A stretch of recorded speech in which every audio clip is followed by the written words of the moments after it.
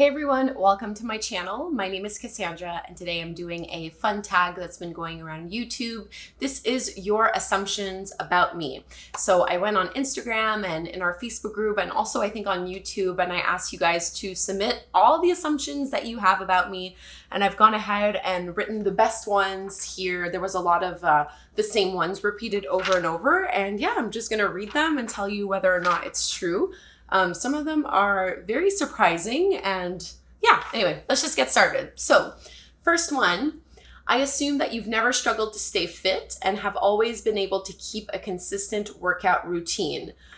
This is pretty true. I've been active ever since I was a little girl. I started ballet and dance lessons at the age of 3 or 4, and I just come from an active family. It was just part of our daily life to move our bodies. So it's not really that I wouldn't say that it's that I've never struggled to stay fit. It's just that I've always been active. So I'm sure if my activity levels went down, then maybe there would be a little bit of a struggle, but I need exercise every single day. I like to do something at least to get my body moving, just because, I don't know, I genuinely enjoy it. I love exercise. I love movement. So that's pretty true. Okay, I assume you have anxiety issues that you've had to work on. Also super true. I have a video here on YouTube. I'll link to it down below, telling you how I cope with anxiety and giving you my biggest tips. But so yeah, anxiety, stress, those are all definitely things that I wrestle with. I assume you drive a Kia Soul. No, I drive a 2008 Civic, Honda Civic. I've had it since 2012. It's getting old now. It's about time for me to get a new car. It's a little rusted. I'm not a car person. I don't care whatsoever about cars. But I think I'm gonna get a new one now. So I don't know, maybe I'll get a Kia Soul. I like the way it sounds. You sometimes feel pressured to look a certain way as a yoga teacher on YouTube and social media. Yes. I wish this wasn't true, but it is. So, you know, yoga and teaching yoga is just one part of my life. It's just one part of my personality, and there's a lot more to me. And I think people who know me obviously in real life know this to be true. So I sometimes do wrestle with showing those other parts of myself online because I'm worried that they won't be accepted because they don't fit into the good role model, good yoga teacher, I don't know, aesthetic, I guess. You know, I think there is definitely something to be said about the image of a yoga teacher, and what you think a yoga teacher should be and how they should act and what that should mean. You know, should I be meditating all day and practicing yoga all the time? And I don't know. I don't do that, you know, so I don't know. So yeah, I do struggle with it just a little bit, but not too much. I assume you like hockey, being a Canadian. Nope. I'm a bad Canadian. I don't really care about hockey that much. I'm sorry, I don't care. You don't drink much alcohol and follow a very strict diet. A lot of people had this and it's not true. So I do drink alcohol. I prefer beer over wine, although I do love wine also. And I love to go out to restaurants. I still go out to bars with my friends. Yeah, so I do drink. And again, that kind of fits into the piece of like things that I don't necessarily share about myself on YouTube or social media because it's like, you're a bad yoga teacher now. But I don't know, it's kind of crazy. Like I know a lot of yoga teachers, you know, and I can tell you that, I don't know, it's the image that we have of yoga teachers needs to be modernized maybe a little bit, or just needs to be like, we're human beings, basically, is what I'm trying to say. You know, like often I think yoga teachers get placed on pedestals as if they're above, but that never made sense to me. Like everyone is human and we're all on the same level. So anyway, yes, I do drink alcohol and I do not follow a very strict, healthy diet. I'm healthy overall. I eat a lot of vegetables, a lot of fruits, but I also love snacks more than anything in the world. Like snacking is my jam, late night snacking. Oh, I love it. I love salty snacks, although I also love sugary snacks, but you know, it's healthy overall in the sense that I don't eat too much like fast food or things like that. But I would never call it strict at all. I assume your favorite color is turquoise, but if unavailable, you'll settle for green. This is funny because yes, my favorite color is actually turquoise, but if unavailable, I would actually settle for blue over green. I assume you're a serious person, a bit of a perfectionist in a good way, and you were probably an excellent student. No on all counts. I mean, maybe it can be a little serious, but for the most part, I'm not. Like, I'm more of like, I don't know, just not serious. I'm definitely not a perfectionist. This is a huge defining trait for me. I have no perfectionism in me whatsoever. My motto has always been to like shoot first and aim later. And often I'll tell myself like, done is better than perfect. I don't know. I'm a very productive person, and in order to be productive, I cannot worry about perfection. Otherwise, I never get anything done. So I'm definitely not a perfectionist at all. My husband is. We clash in that a lot. And you were probably an excellent student. I was a very average student. I was a good student in the sense that I got good grades and I behaved well in class. Like, I'm smart, and I did my work well, but I never cared about school. I was very disconnected from the whole thing. I just didn't care. I didn't care whatsoever. It was very hard to keep my attention focused in school. I was not, so no, I don't think you can find a single teacher of all the teachers who've ever taught me who would describe me as an excellent student, but I wasn't a bad student. So there's that. Je me trompe ou bien tu es francophone? Oui, je suis francophone, je suis québécoise, je viens de Gatineau, donc français est ma langue maternelle. Je fais pas vraiment de vidéos en français juste parce que c'est un peu bizarre, puis je suis pas vraiment bonne, mais peut-être un jour je vais en faire parce qu'il n'y a pas vraiment de cours de yoga en français sur YouTube. Puis les cours de français qu'on a sur YouTube, la plupart, c'est comme français de France. Il n'y a pas vraiment de français québécois, de yoga français québécois sur YouTube, mais je sais pas. C'est vraiment difficile. Je sais pas comment l'expliquer, mais je suis tellement habituée à enseigner en anglais. On dirait que je me trompe dans mes mots quand j'essaie d'enseigner en français. Mais oui, je suis francophone. That you come from a wealthy family. No, just middle class. I wonder why people think that. No. I think you loved writing and journaling throughout all of your life.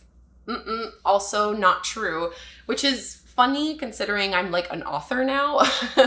But writing is a struggle for me, not because I'm a bad writer, but just because I don't necessarily enjoy it. Like I'm a very fast-paced person, and I find it frustrating writing because I can't write as fast as I can talk or as fast as I can think. So I will make myself journal. Like I have a little 5-year journal that I use before bed. So it's just like a few lines a day, and I do that religiously, but that's recent, only for the last maybe 4 months or so. And throughout my childhood, I had diaries, and every year, every couple months, I'd be like, I'm gonna journal every day, and it would always die away. It's always been a bit of a struggle for me because, again, I just get really frustrated not being able to write as fast as I think or as fast as I can talk, which is why like video vlogging is like a much, much better format for me. I assume that you are already in good shape and comfortable with your abilities going into yoga teacher training. Yeah, I'd say that's the case. I was, 22, I think, when I did my yoga teacher training. Yeah, in 2011 or 2012, something like that. And, I had been dancing for 18 plus years or 16 plus years.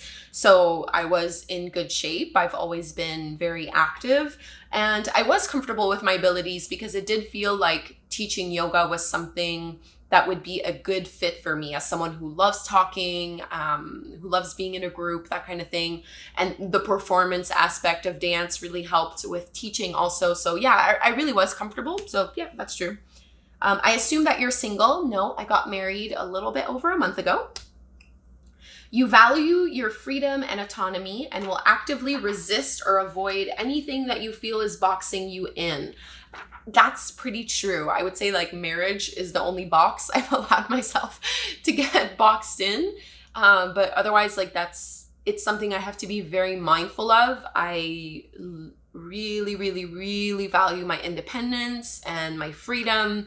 And I get very, I don't know, prickly and almost restless very easily if I feel like I'm being tied down or boxed in, or if I feel like my freedom is limited in a certain way. And I mean, that's why I do the kind of work that I do. The idea, the most fear I've ever gotten was when I had my full-time job with the government, and I got like my permanent status, which means like I can never be fired almost. Like obviously I could lose my job if something were to happen, but it's basically like job security. And most people look forward to the day that they have job security for life. And I remember getting it and just feeling the most intense feeling of dread and depression and stress. And it felt like an animal in a cage. Like I just had to get out because it felt like the rest of my life was mapped out, and I would know exactly what the next 20 years of my life would be. And I hate that feeling. I really enjoy the unknown. I'm good with risk. I don't mind, like I have a high tolerance for risk just because, I don't like to be boxed in at all. I'm going to assume you don't have a caffeine addiction like me. I mean, look, I'm not going to label it as an addiction. It is a conscious choice, and it is something that I enjoy, but I've been drinking coffee every day. I started that really early, actually, like in high school, like young high school, like probably too young actually to start drinking coffee. I don't know why my parents let me drink coffee, but I feel like I was like 13 or 14, and I don't know, I love it. But at the same time, it's like I only have it in the morning. I just have like one or sometimes two if it's like a really long day. But I have done it many times where I stop taking coffee and I never get any side effects. Like I know some people, they'll get headaches or withdrawal symptoms. That doesn't happen for me. I'm just more tired than normal. So I don't think it's an addiction, but I also don't want to give it up. So I could be in denial about that, but I don't know. I love coffee. It's the best. Like, why would I give it up? Your favorite meal of the day is breakfast. False.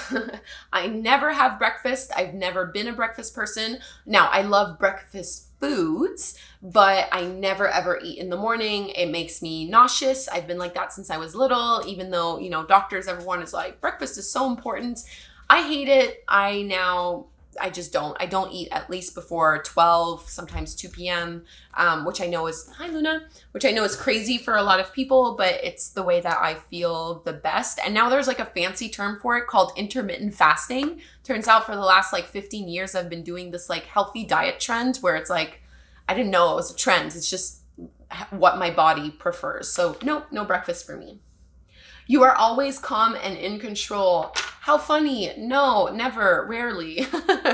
I don't think anyone in my life would call me calm, or, I mean, maybe in control, but calm, no, just because I tend to be more on the anxious side of things. I do get stressed out pretty easily, and I'm also like a very high energy, high charisma type of person, so I'm not super calm.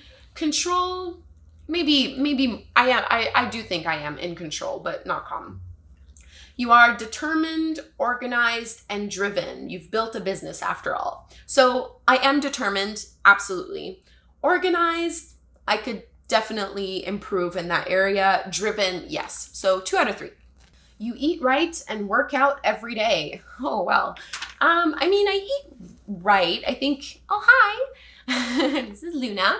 So I think I eat right maybe 80% of the time, and I might not like work out every day, but I am active every day. So, this little girl needs 2 walks a day, or like I walk her twice a day and then she gets another walk at night. So at the very minimum, I walk two 30-minute walks every single day. And then I also have a weekly personal training session at the gym, like weightlifting, which is something that I'm fairly new to, but I'm really enjoying it.